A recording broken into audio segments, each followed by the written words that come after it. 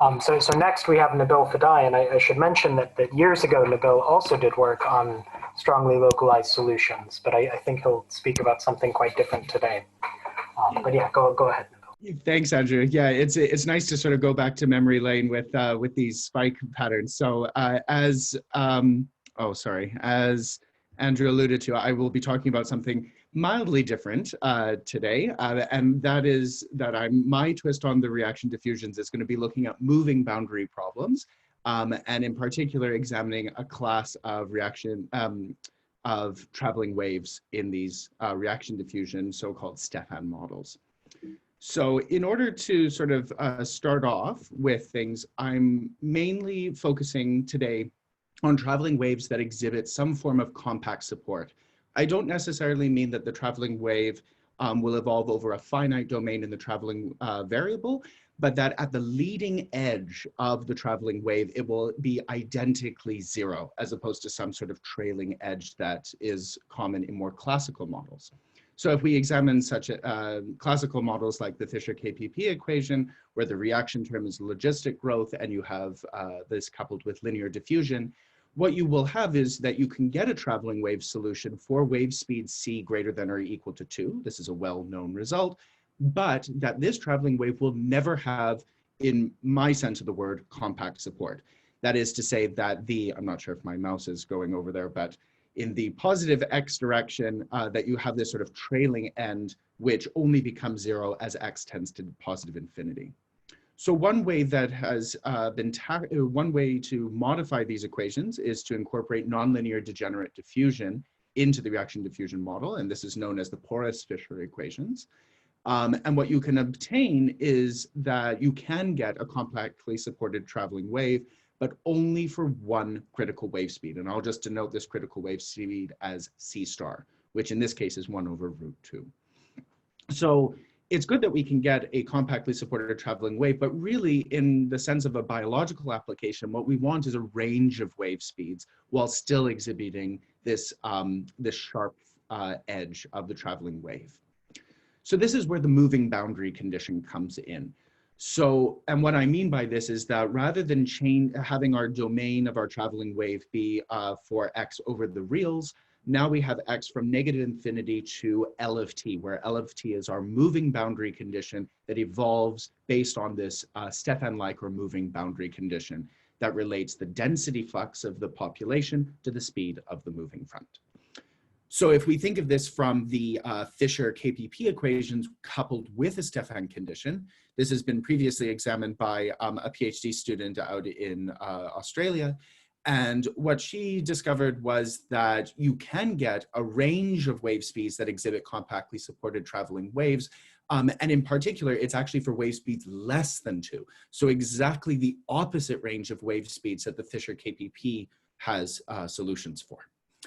So when I started on with this project, while I was still part of this research group out in Australia, the question was, well, here are two ways to get compactly supported traveling waves, namely the porous Fisher model and the Fisher-Stefan model. Can we put these together and get some other weirder class of compactly supported traveling waves? And then during lockdown, I went a little bit further to say, well, what can we do for an even more general class of reaction diffusion models when we couple this with a Stefan-like condition? So this is what we'll be talking about today. And in particular, I'm going to be focusing on this particular PDE, where R of u is our reaction term and D of u is our diffusivity, both of which are exclusively dependent on our functions of u alone. We couple this with the far field condition as x tends to -infinity, that u takes on the complete 100% population, and that at the moving boundary L of t, we have identically 0 population. The moving boundary is then evolving based off of this aforementioned Stefan moving boundary condition, where kappa here is our Stefan-like parameter that relates the flux of the population to the speed of the moving boundary. What we're going to be looking at today is a particular class of reaction diffusion terms. And so in particular, the reaction term is only going to be a source term. So there's no alley effects in today's talk. and that the diffusivity can only become degenerate in one way or another when u equals 0, that is at this particular sharp front. We'll also mention this bound on R times D later, but it will sort of naturally come out in the subsequent analysis. And again, what is typically done for these traveling wave solutions is to find a stationary traveling wave profile by means of this traveling wave coordinate Z. So Z here is x minus L naught, the initial position of the moving boundary, minus CT, where C is the wave speed. And again, since C doesn't appear in the original PDE, we are really also, along with trying to figure out what the traveling wave profile looks like, also this relationship between the Stefan-like parameter kappa and the wave speed c. So these are some questions to keep in mind as we move forward.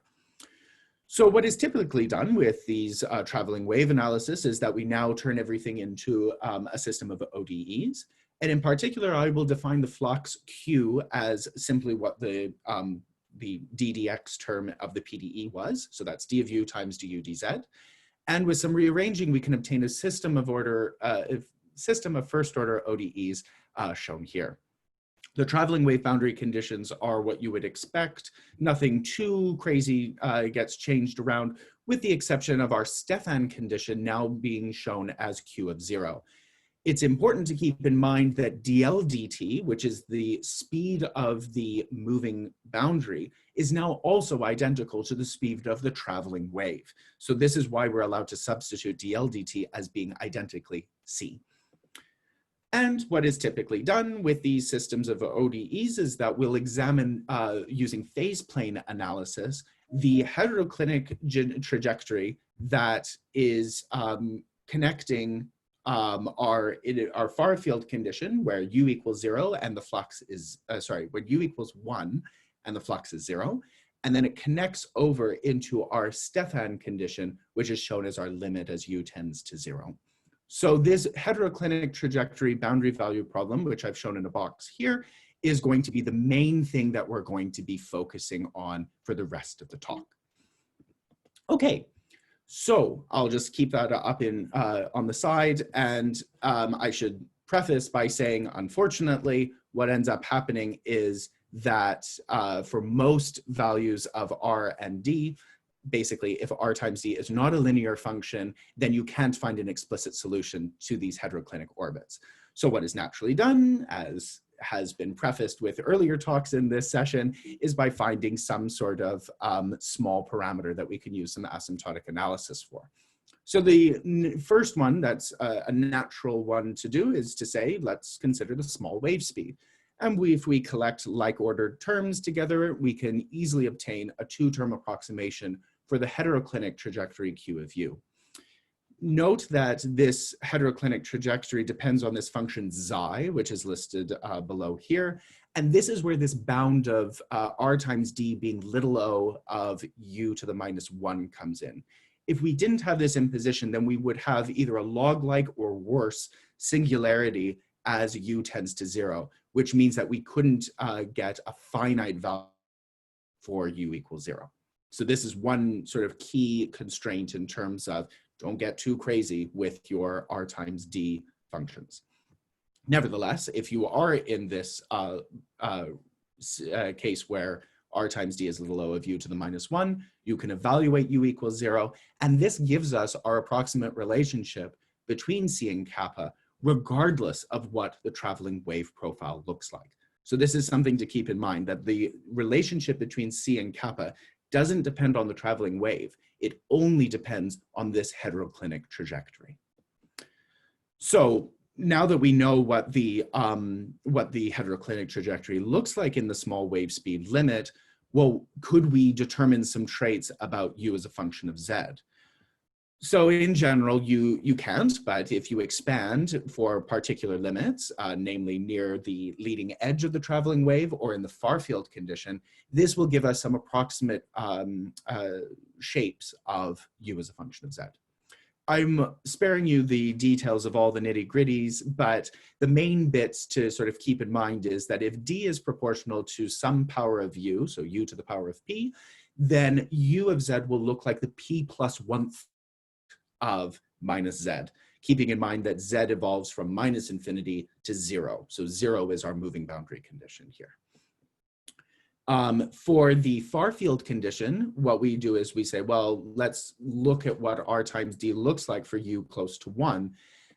And if we say, well, suppose it looks like it has this ansatz for some power gamma, if gamma is between 0 and 1, well, then the traveling wave will evolve over exactly a finite interval in z, namely between capital Z naught and 0. And for values of z less than z naught, it's identically, the profile u is identically equal to 1. And then it evolves over this finite interval in z. When gamma equals 1, then this is the point where we would see a semi-infinite domain for the traveling wave profile, and we have an exponential tail as u tends to 1. Now, this is the only case at which you can get a semi-infinite domain. If gamma is larger than 1, the analysis shows that you can't actually get a traveling wave profile. So there's no way for you to get like a 1 over z or 1 over z squared like behavior in the far field condition. If you want a semi-infinite domain, it has to have an exponential tail in the reaction diffusion Stefan model. Okay, so let's see some pretty pictures because, you know, that always helps. So again, the introduction to this scenario was all about the porous Fisher-Stefan model. So I'll keep coming back to this, but there are plenty of other more exotic reaction diffusion examples that I've included in subsequent slides, but in the interest of time, I'm keeping them to sort of the hard-hitting facts. So what we see in this case is based off our two-term approximation of Q, we can determine what xi is, and in this case, it can be explicitly calculated. And what we see from this phase plane analysis, for C equals 0, this is the dashed gray line, there is identical match between the numerically computed heteroclinic trajectory and these approximate solutions. And then C goes up in increments of 0.1 as you go further away. You could generalize this model, and so sometimes this is known as the generalized porous Fisher-Stefan model. And so now D gets replaced with U to the power of R for some positive value of R. What happens now is that xi now has to be numerically computed. You can't explicitly calculate it. But if you're willing to live with that, then you can see, once again, very good agreement between the numerically computed, and by this I mean the heteroclinic trajectory ODE solution, and the two-term approximation for Q. We also see very good agreement between C as a function of kappa in our subsequent analysis we talked about before for small wave speeds, as well as our leading order expressions for various regimes of the traveling wave. Okay, so that's one limit that we were talking about, which was the small wave speed, which corresponds to when kappa is small. Now, the other way to think of it is saying, well, what happens if kappa is large? Now, you might think, well, that means that C has to be large, similar to how C was small means kappa is small. And it actually depends on what the R times D product looks like in order to determine what value of C C approaches when kappa goes off to infinity. And so what we found was that if R times D evaluated at U equals 0 is non-zero or has infinite slope when U equals 0, then that does mean that C tends to infinity. So if either of these criteria hold, our range of wave speeds for the reaction diffusion Stefan model is C between 0 and infinity. Fantastic. Conversely, if both of these conditions hold, that R of D is equal to 0 and has finite slope at U equals 0, then C will approach a finite wave speed when kappa tends to infinity. And so relaying back to what we talked about with the Fisher-Stefan model, it turns out that alpha is actually 1, the slope at U equals 0, which gives us our critical wave speed C star equals 2. So what we'll do now is look at two different large kappa asymptotics depending on which regime we're going to be in for R times D. So in the case where C tends to infinity, what we get is an outer layer solution as our two-term approximation listed here. But with any outer solution, what we then run into issues with is the potential for a mismatch with boundary conditions. So if it turns out that R times D is non-zero when U equals 1, then we can never get our far field condition boundary satisfied. And so what we would get in this case is a C to the -2 boundary layer that appears, and by rezooming into this, you can explicitly solve this. It's related to the Lambert W function, and I'll list it later in our composite solution. The other thing that can happen is the other boundary condition can also fail in the outer solution. There's some less intuitive rescaling that needs to be done in terms of C, and it depends on what the R times D product looks like for U tends to 0. Because we have to have C tends to infinity, it means that Q has to be between -1 and 1. That's to get that infinite slope at in order to satisfy C tends to infinity rather than some finite value of wave speed. So you can get a boundary layer ODE that looks like this, where chi is your inner variable and has to match up with your outer solution as chi tends to positive infinity. And sadly, this does not have an explicit solution unless if Q equals 0. And then the boundary layer ODE simply just becomes a constant. Nevertheless, you do get the overall framework of the composite solution listed here. And by evaluating U equals 0, gives us our power law for kappa as a function of C for C large. We may not be able to determine this value of capital phi 0, but at least you know the power law at which they behave. Okay, now let's look at the other case where C tends to some finite value.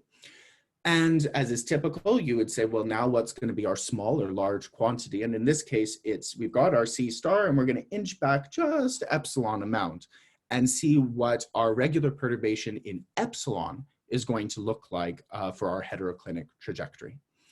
The problem with this version of the large kappa asymptotics is that our leading order solution can't in general be found explicitly.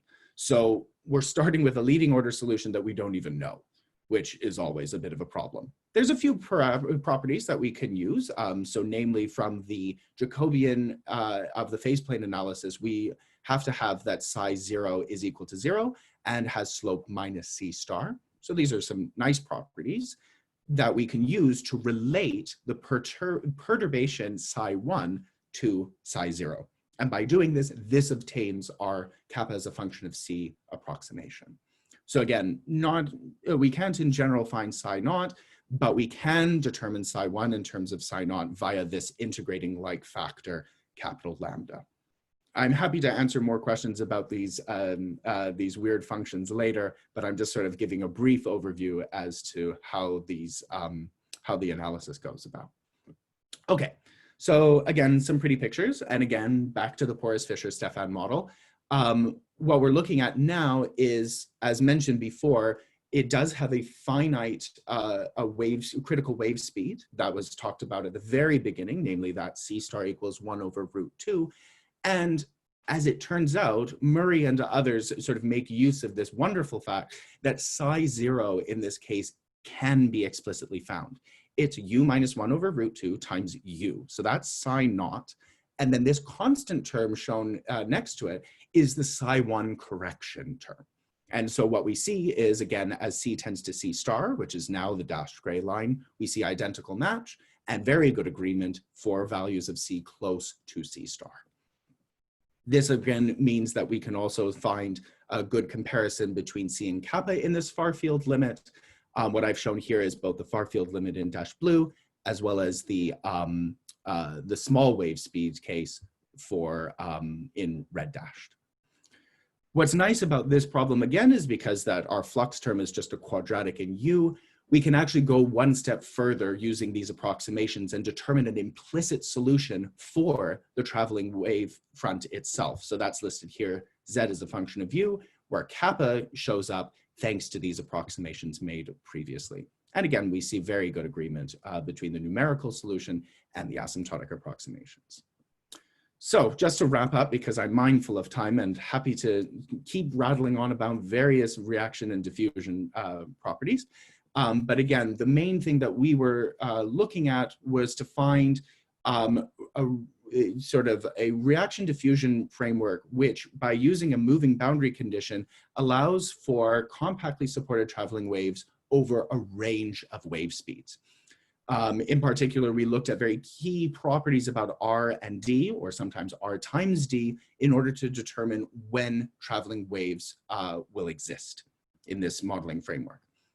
We talked about how they can either exist over a finite, evolve over a finite or a semi-infinite interval, again, based on R and D properties.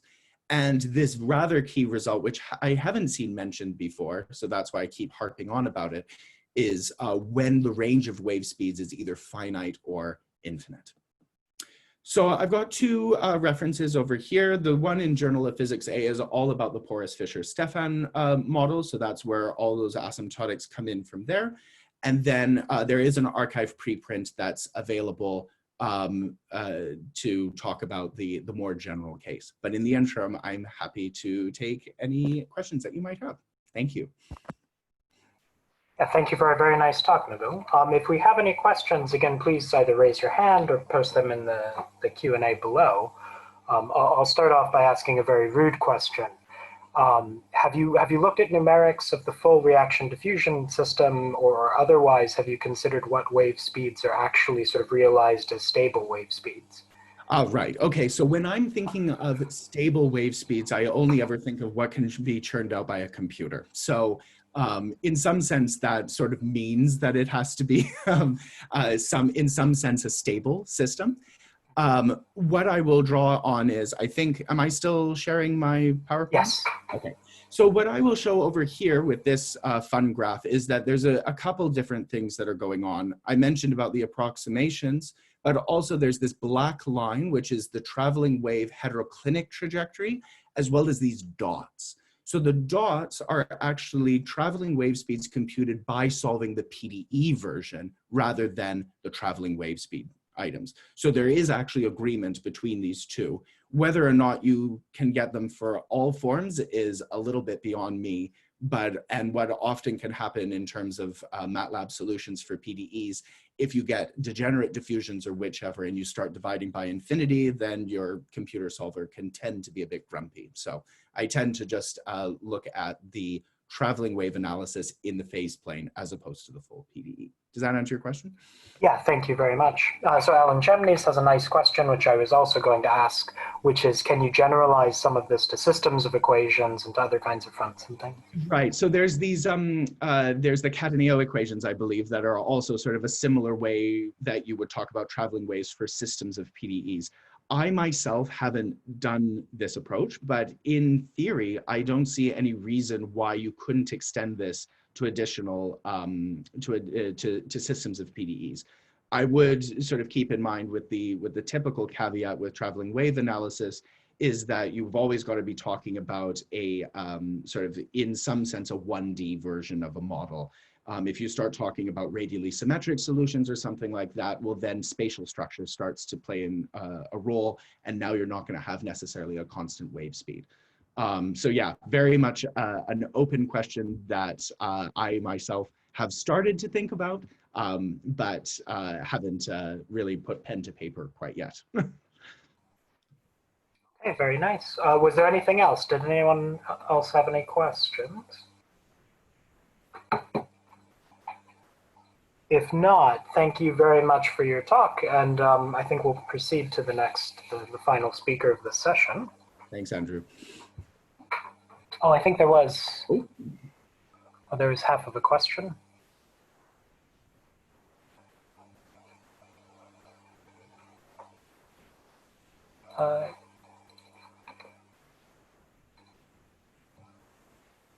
Right. So another question is, can you look at stochastic backgrounds? So again, combining a theme from earlier today. Oh, okay. Before I do this, I'm just going to go to Hamed's question, which is to talk about the stability of the traveling waves. Yeah, this is an important one, which would normally talk about things like GSPT or things like spectral theory.